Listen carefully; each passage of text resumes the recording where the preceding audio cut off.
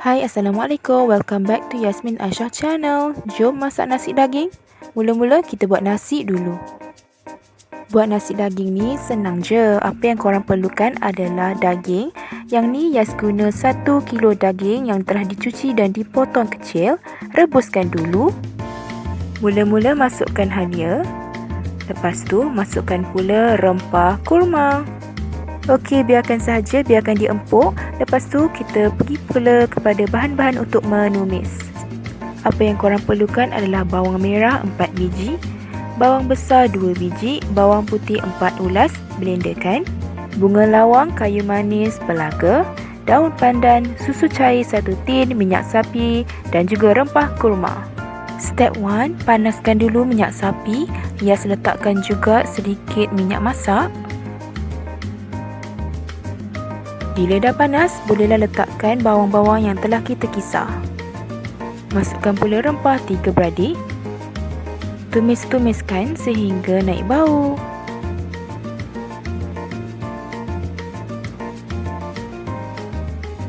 Kemudian masukkan pula rempah kurma.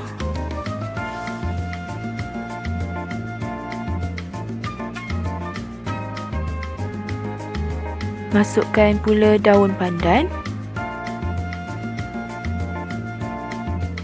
Kemudian tuangkan 1 tin susu cair.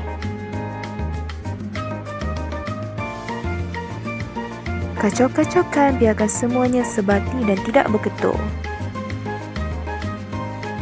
Okey, sekarang kita boleh sediakan beras. Yang ini Yas guna beras basmati.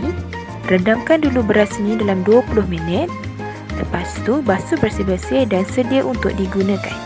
Kalau nak pakai beras biasa pun boleh. Sekarang masukkan rempah yang kita dah tumis tu ke dalam periuk nasi yang berisi beras. Okey, sekarang kita nak masukkan pula sup ataupun air rebusan daging tadi ke dalam periuk nasi. Macam mana nak tahu jumlah sup yang sesuai dengan beras kita? Okey, tips yang pertama, waktu kita basuh beras tu, ukur siap-siap dengan air biasa. So macam Yas ni, Yas ukur pakai jari, lepas tu tengok okey sampai 6. Jadi Yas pun akan tuang sup ni sampai 6. Tips yang kedua, korang boleh ukur sup tu menggunakan cawan yang sama korang guna untuk ukur beras. Kemudian korang boleh masukkan garam, lepas tu kacau-kacaukan. Masukkan pula tomato yang telah dipotong kecil-kecil. Gaul-gaulkan dan korang bolehlah masak nasi seperti biasa. Okey, next kita nak masak pula daging bakar. Mula-mula korang keluarkan dahulu daging yang telah korang rebus tadi. Ambil daging sebanyak mana yang kita nak dan tinggalkan sedikit dalam air rebusan. Next, bahan perapan yang diperlukan serai, bawang putih, halia dan rosemary. Semua ni bolehlah dikisar. Kemudian satukan dengan daging tadi. Lepas tu masukkan pula garam, sedikit kicap dan sedikit lada hitam. Kacau-kacaukan. Biarkan perap seketika, sekurangnya dalam 20 minit. Kemudian bolehlah dibakar. Macam Yas bakar dalam oven. Kalau korang nak bakar atas dapur pun boleh, tak ada masalah. Next, air asam kerisik. Senang je nak buat ni. Bahan-bahan yang korang perlukan adalah sos ikan kerisik, cili padi, cili merah, belacan, bawang merah, limau nipis, tomato dan juga asam jawa. Kalau korang suka pedas, lebihkan cili padi.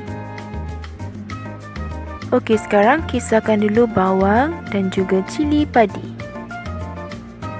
Masukkan sekali gula, garam, asam jawa, sos ikan dan sedikit air masak. Setelah dikisar, masukkan ke dalam bekas. Kemudian masukkan kerisik.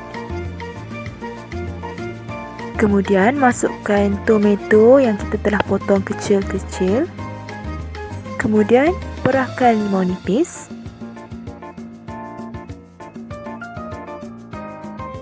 Gaul-gaulkan sebati, kemudian dah siap. Sebelum nasi itu masak sepenuhnya, gembur-gemburkan dahulu.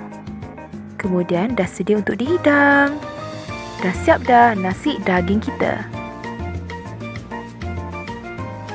Sup daging tu, Yas hanya tambahkan sedikit garam sahaja, kemudian dah boleh dihidang.